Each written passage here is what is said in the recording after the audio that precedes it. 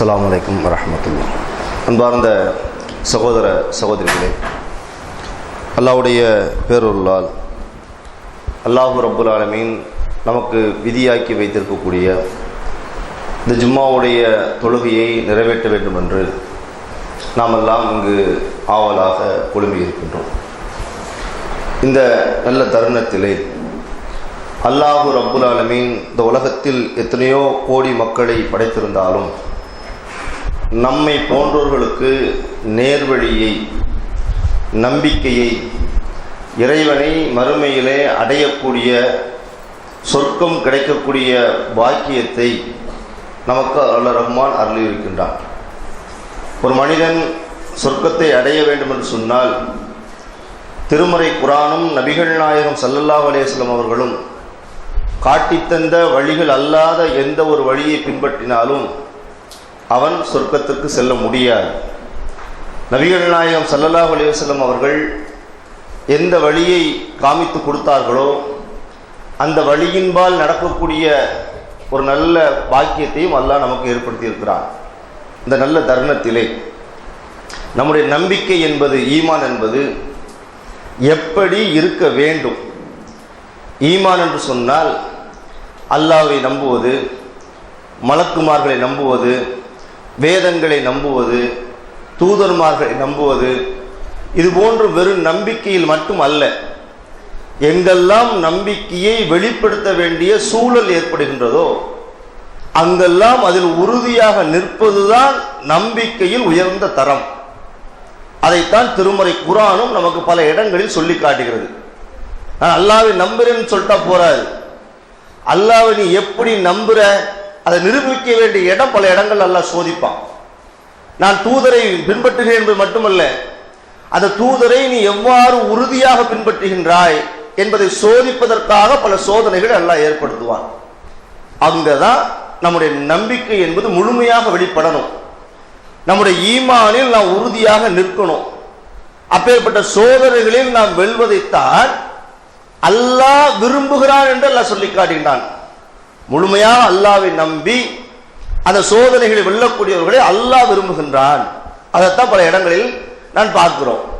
திருமறை குர்ஆனில் அல்லாஹ் எப்படி சொல்றான் பாருங்க. நம்பிக்கையை பற்றி நம் மக்களுக்கு சொல்றான். திருமறை குர்ஆனில் அல்லாஹ் சொல்றான், குல் நபியே நீ அவர்கள் சொல், ஹஸ்பி அல்லாஹ், எங்களுக்கு எங்கள் அல்லாஹ் போதுமானவன், இப்படி சொல்லுங்கிறான். நாம் எப்படி சொல்லணும்? சோதனைகளின் போது, கஷ்டங்களின் போது, துன்பங்களின் போது எங்களுக்கு எங்கள் அல்லாஹ் போதுமானவன். அலகி தவக்கலுல் முத்தவக்கிலூன, நம்பிக்கை கொண்டவர்கள் அல்லாஹ்வை முழுமையாக சார்ந்து நிற்க வேண்டும்.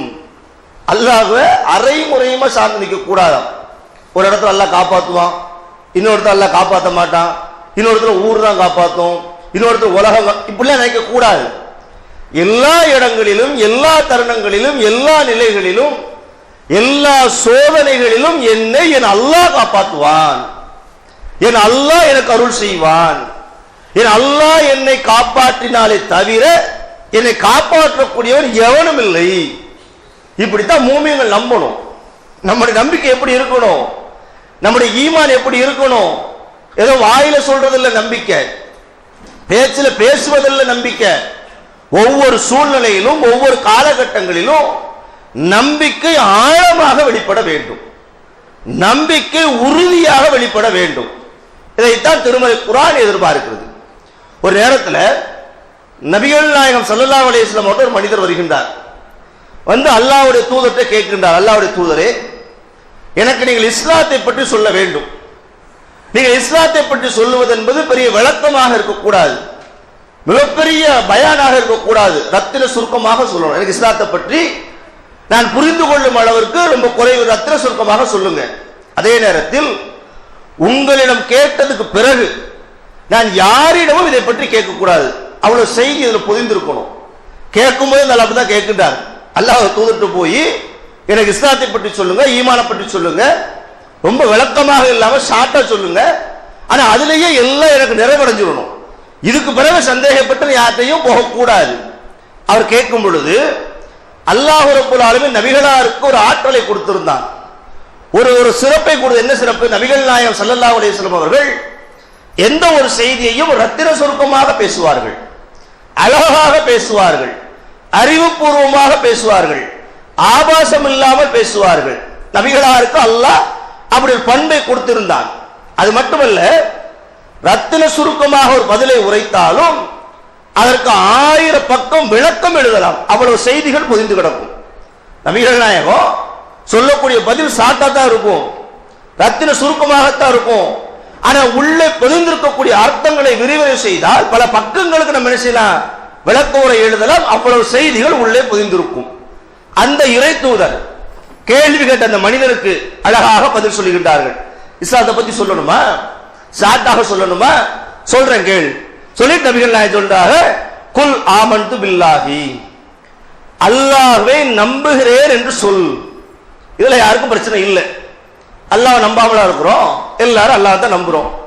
நாம மட்டும் இல்ல, தர்காவுக்கு போறோம்னு அல்லாஹ் நம்புறான், தாயத்துக்கிட்டவன் அல்லாஹ் நம்புறான். அல்லாஹ்வை நம்பு என்று சொல்வது இந்த உலகத்தில் வாழக்கூடிய எந்த மக்களுக்கும் எந்த பிரச்சனையும் இல்லை. நான் அல்லாஹ் நம்புறேன்பா, உறுதியாகவும் சொல்லுவான். அதெல்லாம் பிரச்சனை. நபிகள் நாயகம் அடுத்து சொல்றாங்க, நீ அல்லாஹ்வை நம்பிவிட்டேன் என்று சொல்லிவிட்டு அடுத்து நீ சொல்லு ஃபஸ்தகீம், அதில் நீ உறுதியாக நில். இது செயல்முறை. முதல்ல வாயால சொல்லணும், என்னத்தால நினைக்கணும், அல்லாஹ்வை தான் நம்பணும். அடுத்து பிராக்டிக்கலா வந்துடணும். ஃபஸ்தகீம், நீ உறுதியாக நில்லு. உறுதியாக நிக்கிறதுனா என்ன? அல்லாஹ் ஒருவன் தான் நம்ம சொல்றோம். ரெண்டு அல்லாஹ்னு ஒருத்தர் சொல்றான், சொல்லுவோமா? இல்ல அல்லாஹ்வுக்கு இணை வைக்கக்கூடிய செயலை நம் மீது ஏவுறான், செய்வோமா? தர்காக்கு வான்னு கூப்பிடுதான், போவோமா? காய்ச்சல் மண்டேடி வர நோய்க்கு தாயத்து கட்டுன்னு சொல்றான், செய்யலாமா? இதுதான் உறுதியாக நிற்கிறது. உறுதியாக நிற்பது என்பது அல்லாஹ்வை வெறுமன வாயால் நம்புவது மட்டுமல்ல, எங்கெல்லாம் இறை மறுப்பு காரியம் வெளிப்படுமோ, எங்கெல்லாம் சிற்கு வெளிப்படுமோ, அங்கெல்லாம் சோதனைகளுக்கு, கஷ்டங்களுக்கு, துன்பங்களுக்கு பயந்து அதை இழந்து விடக் கூடாது.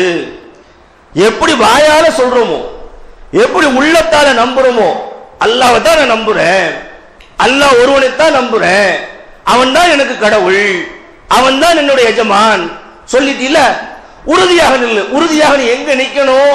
உனக்கு எங்கெல்லாம் பிரச்சனை ஏற்படுகிறதோ, எங்கெல்லாம் துன்பம் ஏற்படுகிறதோ, எங்கெல்லாம் துயரம் ஏற்படுகிறதோ, எங்கெல்லாம் நீ சோதிக்கப்படுகின்றாயோ, அங்கெல்லாம் அல்லாஹ் மீது நம்பிக்கை வைத்து அல்லாஹ்வை முழுமையாக நம்பி, நான் அல்லாஹ்வுக்கு மாற்றமாக, மார்க்கத்திற்கு மாற்றமாக, நம்பிக்கைக்கு எதிராக எதையும் செய்ய மாட்டேன், எந்த காரியத்தையும் முன்னெடுக்க மாட்டேன். அதனால என் சொத்தை இழந்தாலும் பரவாயில்லை, என் சுகத்தை இழந்தாலும் பரவாயில்லை, ஊரு உலகம் என்னை எதிரியாக பார்த்தாலும் பரவாயில்லை. இதான் நம்பிக்கை. நபிகள் சொன்னாங்க இல்லையா, ஃபஸ்தகீம், உறுதியாக நில்லு. உறுதியாக நிற்க வேண்டிய சூழ்நிலை வரும்போது நிக்கணும். இப்ப எல்லாரும் தொலை வந்திருக்கிறோம், சாதாரண இல்லை.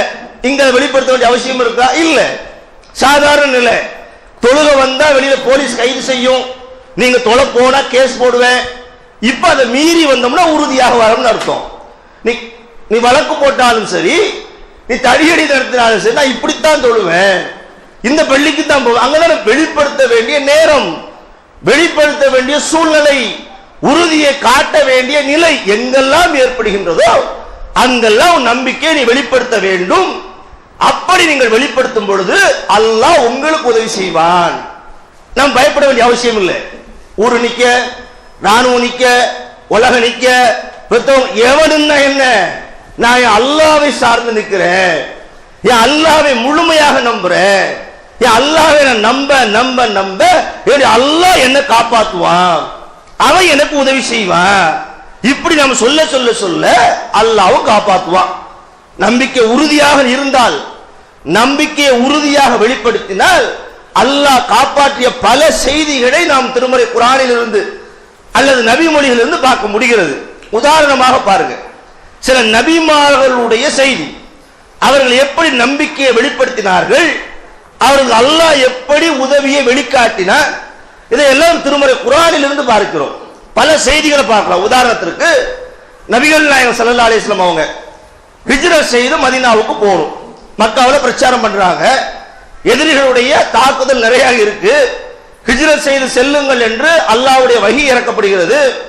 நபிகள் நாயகம் ஸல்லல்லாஹு அலைஹி வஸல்லம் அவர்கள் தான் செல்வதற்கு முன்பாக தன்னோடு ஈமான் கொண்ட நம்பிக்கை கொண்ட அந்த மூமின்களை பூரா ஹிஜ்ரத் செய்ய அனுப்பிட்டாங்க. எல்லாரும் மதீனாவுக்கு போயாச்சு. கடைசியாக மக்காவை துறந்து அன்னலம் பெருமானார் நபிகள் நாயகம் ஸல்லல்லாஹு அலைஹி வஸல்லம் அவர்களும் அவருடைய தோழர் அபூபக்கர் அவர்கள் ஹிஜ்ரத் செய்யணும். அவங்க தான் கடைசியா போக போறாங்க. எல்லாரும் அனுப்பியாச்சு. ஒரு தலைவர்னா அப்படித்தான் இருக்கணும். நான் முதல்ல போயிருந்தேன், நீங்க எல்லாம் இப்படி சொல்லல, நீங்க எல்லாம் முதல்ல பாதுகாப்பா போங்க, உங்களெல்லாம் பாதுகாப்பா சேர்த்த பிறகு நான் வர்றேன். தலைவருடைய பண்பு, பெருமானாருடைய பண்பு. கடைசியா போறாங்க. ஹிஜ்ரத் செய்து போறதுங்கிறது மிகப்பெரிய கஷ்டம். என்ன கஷ்டம்? நடந்து போறது கஷ்டம் இல்ல, எதிரிகளுடைய கண்ணில் மண்ணை தூவி விட்டு போக வேண்டும். ஏன்? இந்த எதிரிகள் இவனை ஹிஜ்ரத் செய்ய விடாம தடுக்கிறான். ஹிஜ்ரத் செய்ய போனா கைது செய்வான், ஹிஜ்ரத் செய்ய போறவங்கள கொலை செய்வான். அப்படித்தானே? இஸ்லாத்தை வளர்க்க தானே போறீங்க, இஸ்லாத்தை ஏற்றுக்கொள்ள தானே போறீங்க. மக்காவில் இருக்கும்போது அடிச்சான், மதீனாவுக்கும் போக கூடாது. அவருடைய நோக்கம் என்ன? நீங்கள் நம்பிக்கையை விட்டு வெளியேற வேண்டும், ஈமானை விட்டு இதுதான் அவருடைய நோக்கம்.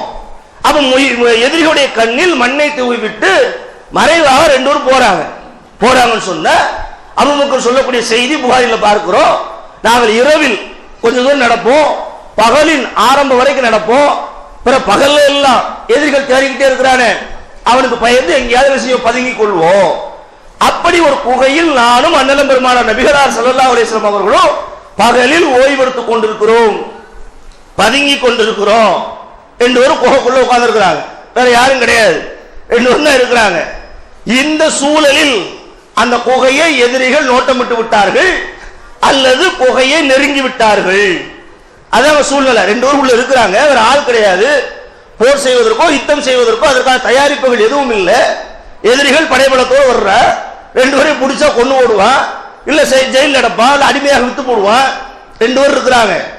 நபிகள் பெருமானார் ஸல்லல்லாஹு அலைஹி வஸல்லம் அவங்கள்ட்ட அபூபக்கர் சித்திக் ரலியல்லாஹு சொல்றாங்க, அல்லாஹ்வுடைய தூதரே, இது ரெண்டு பேரும் குகைக்குள்ள இருக்கிறோம், நாம் இருக்கிறது தெரிஞ்சோ தெரியாமலோ எதிரிகள் நம்ம சுட்டுட்டான், எதிரிகள் நம்ம நோக்கி வர்றான், நம்ம ரெண்டு வரையும் தவிர யாரும் இல்லையே, கவலைப்படுறாங்க. அபூபக்கர் சித்திக் அவங்க அந்த சூழ்நிலையில கஷ்டமான நேரத்தில் எதிரிகளிடம் மாட்டி விடுவோமோ என்ற நிலையில், வேற ஒரு பிரச்சனையும் இல்லை, எதிரிகளிடம் மாட்டிட்டா உயிர் போயுங்க பயம் இல்லை, இஸ்லாத்தை சொல்ல முடியாத, இஸ்லாத்தை வளர்த்தெடுக்க முடியாத, இறை தூதரை கொண்டு விடுவாங்களே இந்த பயம், இந்த கவலை, இந்த அக்கறை அவர்களை கவலை கொள்ள செய்கிறது. அல்லாஹ்வுடைய தூதர்கிட்ட போய் சொல்றாங்க, ரெண்டு பேரும் இருக்கிறோம், யாரும் இல்லை, எதிரிகள் சொல்றான். இந்த தருணத்துல அபூபக்கர் மனம் தளர்ந்து விடுகின்றார், அல்லாஹ்வுடைய தூதர் மனம் தளரவில்லை. கடினமான நிலை, இக்கட்டான நிலை, மோசமான சூழ்நிலை. அந்த இடத்தில் அன்னலம் பெருமானார் நபிகள் நாயகம் ஸல்லல்லாஹு அலைஹி வஸல்லம் அவர்கள் தன்னுடைய உறுதியான நம்பிக்கையை வெளிப்படுத்துகின்றார்கள், உறுதியான நம்பிக்கையை காட்டுகின்றார்கள். தன் தோழர் அபூபக்கரை பார்த்து சொல்லுகின்றார், லா தஹசன், கவலைப்படாத. யார்கிட்ட? தன் தோழர் சொல்றாரா இல்லையா? ரெண்டு பேரும் தானே இருக்கிறோம், எதிரிகள்லாம் பார்த்துட்டாரு. அந்த நேரத்தில் நபிகள் பெருமானார் ஸல்லல்லாஹு அலைஹி வஸல்லம் சொன்னார்கள், லா தஹசன், கவலை கொள்ளாத, இன்னல்லாஹ மஅனா, நம்மளோட அல்லாஹ் மூணாமத்தவனாக இருக்கிறான். இதுதான் நம்பிக்கை. நம்பிக்கைனா என்ன? உறுதினா என்ன? உறுதியாக இருப்பதுனா என்ன? வாயால சொல்லுதா, பேச்சுல அப்படி பேசிட்டு போறதா, எழுத்துல எழுதி வைக்கிற. சோதனை வரும், கஷ்டம் வரும், மிகப்பெரிய பிரச்சனை கையாளும், அப்ப சொல்லணும், என்னோட அல்லாஹ் இருக்கிறான், நான் கவலைப்பட மாட்டேன், நான் துக்கப்பட மாட்டேன், ஏன் அல்லாஹ் என்னை காப்பாத்துவான். இந்த நம்பிக்கையை மனப்பூர்வமாக வெளிப்படுத்த வேண்டும் என்று திருமறை குர்ஆன் பேசுகிறது. உன்னை எவன் வேணா ஒரு ராணுவமே வரட்டுமே, பெரிய அமெரிக்கா வரட்டுமே, அல்லாஹ் நாடினா தானே நடக்கும், என் இறைவன் நாடாம எஜமான் எதுவும் நடக்காது, நடக்க போறதும் இல்லை. நம்பிக்கையில் உறுதியாக நின்று நம்பிக்கையை வெளிப்படுத்துங்கள், அல்லாஹ் காப்பாற்றுவான். இப்ப நபிகளார் வெளிப்படுத்துறாங்களா இல்லையா? அபூபக்கர் சொன்னாங்களா இல்லையா? கவலைப்படாத, நம் இருவரோடு அல்லாஹ் இருக்கிறான், அவன் நான் தான் நடக்கும். இந்த நம்பிக்கையை வெளிப்படுத்தியதன் விளைவு திருமறை குர்ஆன்ல அல்லாஹ் சொல்லி காட்டுகின்றான், நம்பிக்கையில் உறுதியாக இருந்ததனால் அன்ஸலல்லாஹு ஸகீனத்து அலைஹி, அவர்கள் மீது நாம் அமைதியை இறக்கிறோம்.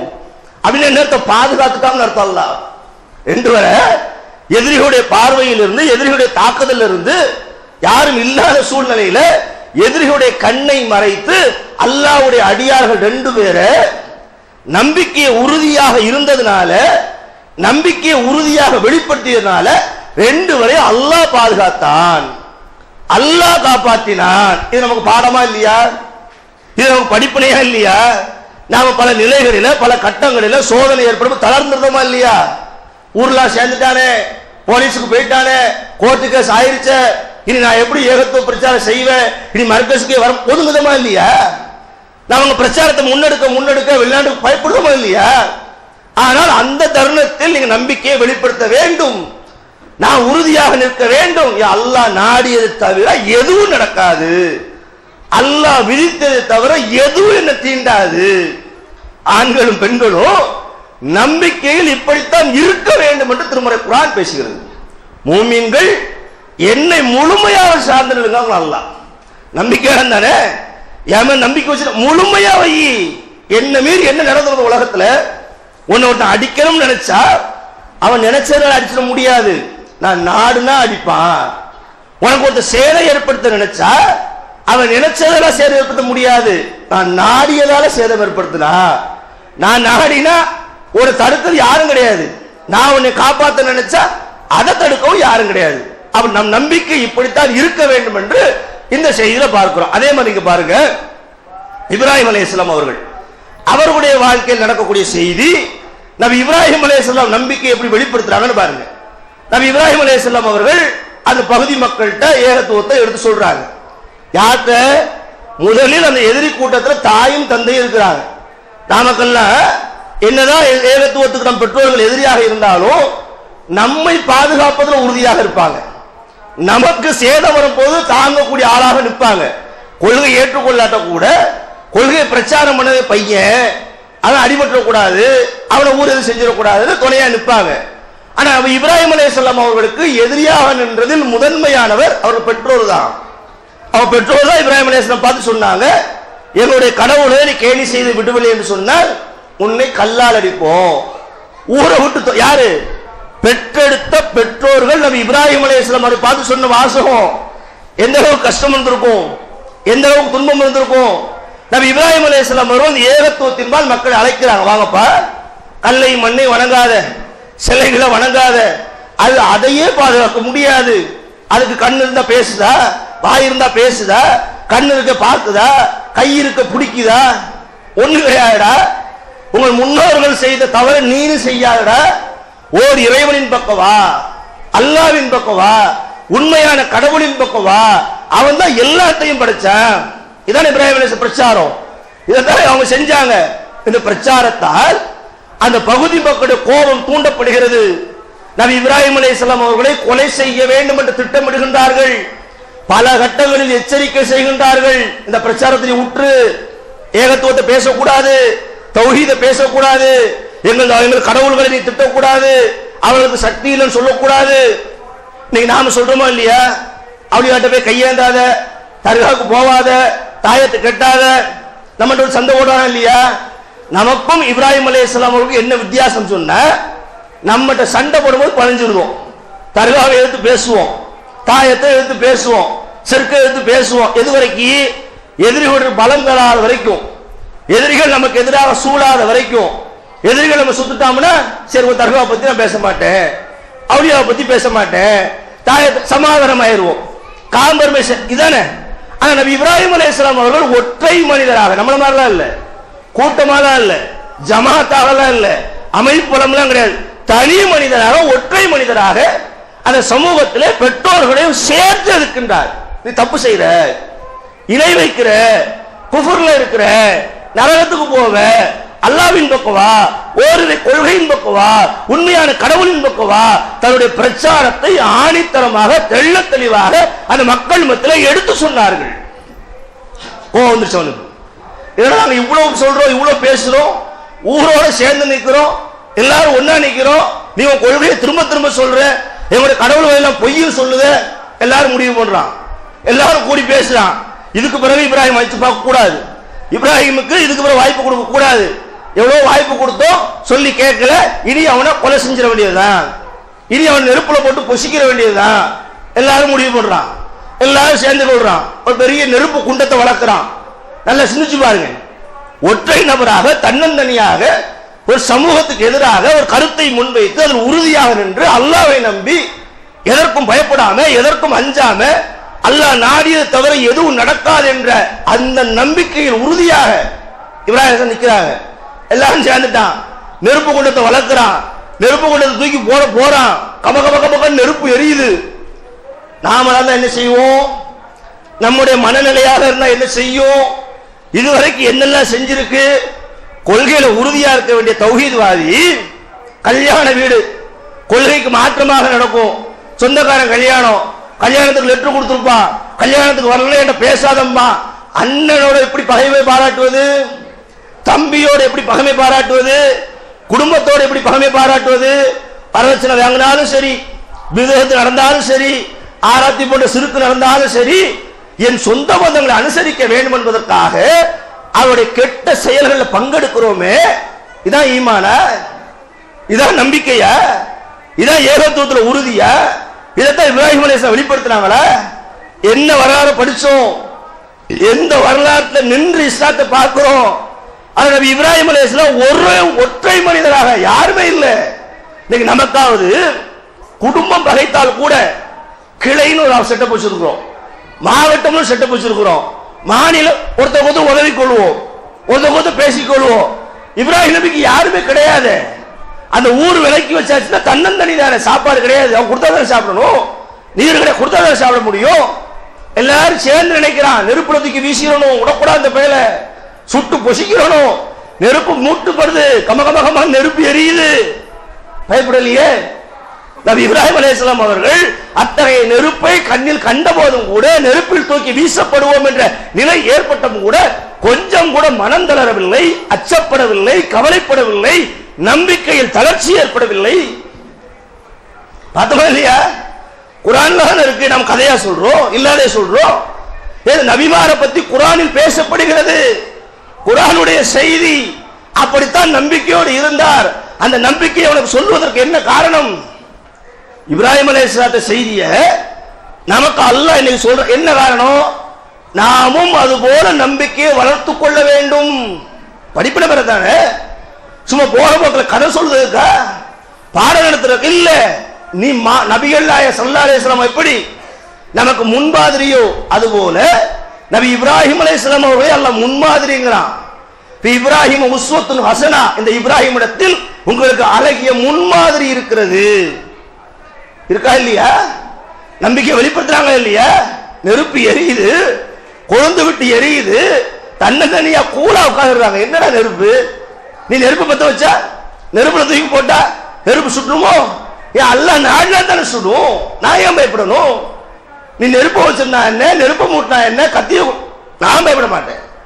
நான் உறுதியாக இருப்பேன், அல்லாஹ் நாடாமல் என்னை எந்த ஒரு துன்பமும் தீண்டாது. இதான் நம்பிக்கை. நம்பிக்கைய எப்படி இருக்கணும்?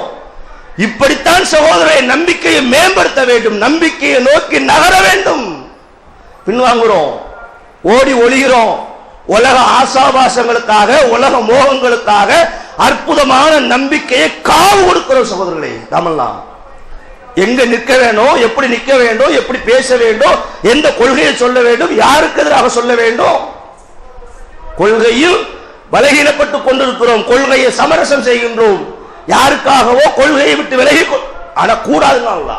உறுதியாக நில்லு, நம்பிக்கையோட நில்லு. நான் உன்னை காப்பாற்றுவேன், என்னை நம்பினவன் நான் கைவிட மாட்டேன். அல்லாஹ் என்ன நம்பு, நான் எப்படி கைவிடுவேன்? கைவிட மாட்டேன். இப்ராஹிம் அலைஹிஸ்ஸலாம் அவங்க உறுதியாக நின்னாங்க. நெருப்பு பத்த வைடா, நெருப்பு குண்ட நல்லா எரி, என்ன அல்லாஹ் நான் தான் சொல்லுவோம். நான் நெருப்புல பொசுக்கணுமா? அல்ல நான் என்ன பொசுக்கிட்டு போறேன்? அல்லாஹ் நெருப்பு வந்து காப்பாத்திட்டு போவா, போறா. எப்படி வார்த்தை பாருங்க. அப்படி இல்ல, அதுக்கு அர்த்தம் தான் அவங்க கவலைப்படலைன்னா அதை பத்தி என்ன என்ன அதால நம்பிக்கை நம்மளாம் ஆச்சரியம் ஏற்படுத்துன்னு சொன்னா, இப்ராஹிம் அலைஹிஸ்ஸலாத்து அல்லாஹ் முன்மாதிரியா அப்படி இருந்தாங்க, வாழ்ந்தார்கள், வாழ்ந்து காட்டினார்கள். நாம நினைக்கலாம், அப்ப நமக்கு அப்படி நடக்க மாட்டுக்கு, அந்த மாதிரி அற்புதம் நீ நடக்கல, நான் நடக்கல, இந்த மாதிரி சோதனைகள் எல்லாம் உறுதியாக நிக்கல, நின்றுதான் நமக்கும் அல்லாஹ் அற்புதத்தை காட்டுவாங்க. நாம் அறியாத புறத்திலிருந்து அல்லாஹ்வுடைய உதவி வரும். அல்லாஹ் சொன்னான்ல, அந்த அறியாத புறத்திலிருந்து வரக்கூடிய உதவியை எப்படி இருக்கும் என்பதை பார்ப்பதற்காகவாவது எங்கேயாவது உறுதியா நின்றுக்கிறோமா? உறுதியை நோக்கி பயணிச்சிருக்கிறோமா? உறுதியை முன்னெடுத்திருக்கிறோமா? நில்லலாம். நபிகள் சொல்ல உறுதியாக நில்லு. ஒவ்வொருவரும் நெஞ்சில கை வச்சு பார்க்கணும். உறுதி இருக்கா? நின்றுக்கோமா? ஓடி ஒளிஞ்சிருக்கிறோமா? தௌஹீத் மேல நிக்க போதா கீழே நிக்க போதா? ஏதாச்சும் பார்க்கணும். அப்ப நபி இப்ராஹிம் அலைஹிஸ்ஸலாம் அவர்களை நெருப்பில் தூக்கி வீசுவதற்காக தயாராயிட்டான். நெருப்பில் தூக்கி வீசவும் செஞ்சான். நீ நல்லா நினைச்சு பாருங்க. குச்சி வச்சு, நெருப்பு குச்சி இருக்கா இல்லையா, லேசர் பொறுத்துரும், கையில படுது, சூடு போட்டுருவோம், சுடுவோம். நெருப்பு சின்னதாக இருந்தா கூட லேசப்பட்டா காந்துவோம், கையில வச்சு கீழே போட்டுருவோம். நெருப்பு குண்ட வளர்க்கப்படுது. நெருப்பு குண்டம்னா அந்த கார்த்திகை தீபத்துக்கு வளர்ப்பானா இல்லையா, பெரிய அளவுக்கு எல்லாத்தையும் கட்டி வச்சு தீய பொருத்தி கமகமகமகன் மனம் எரியுமா இல்லையா, எங்க இருந்து பார்க்கலாம். அது மாதிரி தூக்கி போட்டாங்க. இப்ராஹிம் அலைஹிஸ்ஸலாம் அவர்கள் நம்பிக்கையை நவரவில்லை, பின்வாங்கவில்லை. அல்லாஹ் காப்பாற்றுவான் என்ற நம்பிக்கையில் உறுதியாக நின்றார்கள். அதுக்கு அல்லாஹ் கொடுத்த பரிசு என்ன தெரியுமா? திருமறை குர்ஆன் பேசுகிறது. அருமை சகோதர சகோதரிகளே, நாம் படிப்பினை பெற வேண்டும், பாடம் படிக்க வேண்டும். நமக்கான முன்மாதிரி நபிமார்கள் தான், அவர்களுடைய நம்பிக்கை தான், அவர்கள் வெளிப்படுத்திய ஈமான் தான். அவர்களுடைய உறுதியை போல நம்முடைய உறுதி வர வேண்டும் என்று அவர்களோடு நம்பிக்கையை உரசி பார்க்க வேண்டும். அப்படி உரசி பார்த்து நம் நம்பிக்கையை வலுப்படுத்தினோம் என்று சொன்னால் நம்மை அல்லாஹ் காப்பாற்றுவான், வேற எவரும் காப்பாற்ற வேண்டாம். நெருப்புல தூக்கி வீசுறான், நெருப்பு சுடணும்ல. குர்ஆன் சொல்லுகிறது, இப்ராஹிம் உறுதியாக இருந்தார், அசரல. அல்லாஹ் நெருப்புக்கு கட்டளையிட்டான், குல்லா நாரு, நாம் நெருப்புக்கு உத்தரவிட்டோம், கூனி பர்தன் சலாமன் அலா இப்ராஹிம, இந்த இப்ராஹிமுக்கு குளிர்ச்சியாகவும் பாதுகாப்பாகவும் மாறிவிட்டது.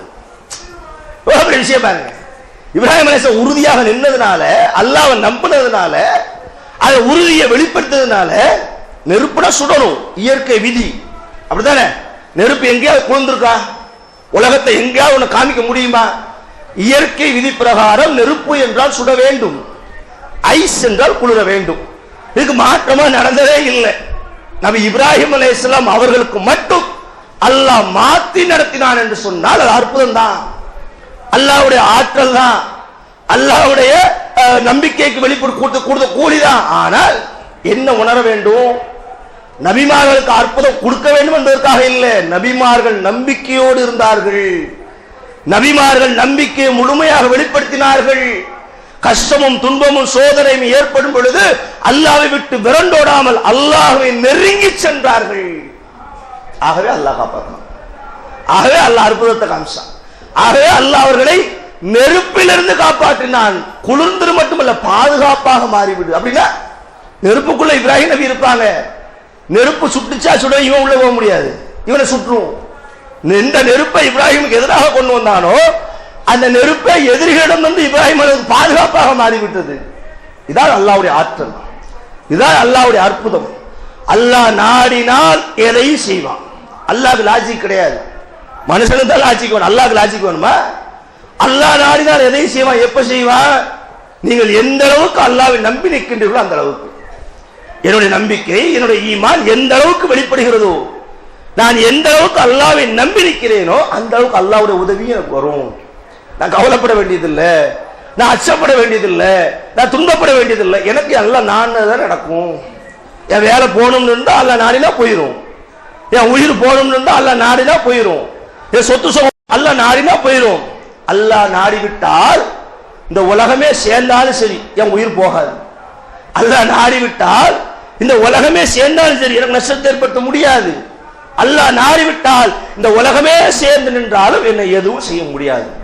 அல்லாஹ் நாடினால்தான், அல்லாஹ்வுடைய உத்தரவு பிரகாரம் தான் நீங்கள் அல்லாஹ்வை நம்புங்கிறான். ஈமான்ல உறுதியா அதான் நபி எல்லாம் சொன்னாங்க. ஃபஸ்ட் சொன்னாங்களா இல்லையா? குல் ஆமன்து பில்லாஹ், ஆமன்து பில்லாஹ், அல்லாஹ்வை நம்பு, ஃபஸ்தகீம், அதில் உறுதியாக நில். எவ்வளவு ஒரு விஷயம் உள்ள அடங்கியிருப்பார். ரெண்டு செய்தி தான் நபிகள் நாயகம் சொன்ன வார்த்தை. ரத்தின சுருக்கமாக நம்பிக்கை எப்படி இருக்க வேண்டும், இஸ்லாம் எப்படி இருக்க வேண்டும், ஈமான் எப்படி இருக்க வேண்டும் என்று கேட்டவருக்கு ரத்தின சுருக்கமாக சொன்னாங்க. அல்லாஹ்வை நம்பினேன்னு சொல்லு, அதுல உறுதியாக இரு. உறுதியாக எப்படி இருக்கணும்? இந்த நபிமார்கள்லாம் இருந்த மாதிரி இருக்கணும். அப்படி இருந்தா என்ன நடக்கும்? அல்லாஹ் இப்படி எல்லாம் உனக்கு உதவி செய்வான், அல்லாஹ் உனக்கு இப்படி எல்லாம் காப்பாத்துவான். இதையாவது நம்புறோமா? இதே ஒரு பெரிய கேள்வி. நெருப்புல இருந்து அல்லாஹ் காப்பாத்தணும்னு சொல்றாங்களே, குர்ஆன் தான். இதே நம்புறோமா? நம்பலன்னா முஸ்ரிக்கு, நம்பித்தான் ஆகணும். பிளாட்டா குர்ஆன் ஒன்னு ஏத்துக்கொள்ளும் இப்படிலாம் இல்ல. நெருப்பை அல்லாஹ் இப்ராஹிம் அவர்களுக்கு பாதுகாப்பாகவும் குளிர்ச்சியாகவும் ஆக்கினான். இதை நம்புறோமா நம்பலையா? நம்பலன்னா முஸ்ரிக்கு, நம்பினா தான் மூமின். நம்பித்தான் ஆக வேண்டும். உண்மையாகவே நம்புறோம். குர்ஆனை மறுக்க முடியாதாங்க. குர்ஆன் தான் சொல்லுது. நான் ஏன் சொல்ல மறுக்கலாம்? குர்ஆன் எப்படி மறுக்க முடியும்? நம்புங்கள், குர்ஆன் சொல்லும் அடிப்படையில் நம்புங்கள். ஈமான் எப்படி இருக்க வேண்டும் என்று திருமறை குர்ஆன் எதிர்பார்க்கிறதோ அப்படி உங்கள் ஈமானை வளர்த்துக் கொள்ளுங்கள். நம்பிக்கையை மேம்படுத்துங்கள். நம்பிக்கையில் உறுதியாக இருங்கள். எதற்கும் அச்சப்படாதீர்கள், கவலைப்படாதீர்கள். குர்ஆன் அப்பதான் லா தகைனுல்லா தஹ்சரன் குன்து மூமினீன். நீங்க மூமின்களாக இருந்தால் கவலைப்படாதீர்கள், அச்சப்படாதீர்கள். உங்களுக்கு தான் வெற்றி. அல்லாஹ் நம்மளை பார்த்து சொல்றான். நீ ஏன் கவலைப்படுற? அல்லாஹ்வை தான் நம்புற, பிறகு வருத்தப்படுற, பிறகு அச்சப்படுற, யாரை பார்த்து பயப்படுற? நம்பிக்கையாளராக இருந்தால் நீ வெற்றி பெறக்கூடியவன்கிறான் அல்லாஹ் நம்மள. நமக்கு நம்பிக்கை குறைவா இருக்கு, நம்பிக்கை பலகீனமா இருக்கு. அடிக்க ஃபோன் ஊதுனா நூலாமட ஆடுமா இல்லையா? இது மாதிரி நம்பிக்கை இருக்கு. உறுதியான நம்பிக்கை வரணும். முழுமையான நம்பிக்கை வரணும். நபிகள் நாயகம் ஸல்லல்லாஹு அலைஹி சொன்னது போல புஸ்தகம் உறுதியாக நில்லு. ஏன் சொல்லுக்காக கேட்க வேண்டாம், பெருமானார் சொன்னாங்க. அதுக்காக கொள்கையில், கோட்பாடுகளில், வணக்க வழிபாடுகளில், பிரச்சார களங்களில், இந்த பிரச்சாரை எடுத்து வைக்கக்கூடிய சூழ்நிலைகளில் ஏற்படக்கூடிய எல்லா நிலைகளிலும் நபிகள் நாயகம் சொன்னது போல உறுதியாக நிற்போம். நிற்க வேண்டும், நின்றுதான் ஆக வேண்டும். நின்றால் அல்லாஹ்வுடைய உதவி வரும்.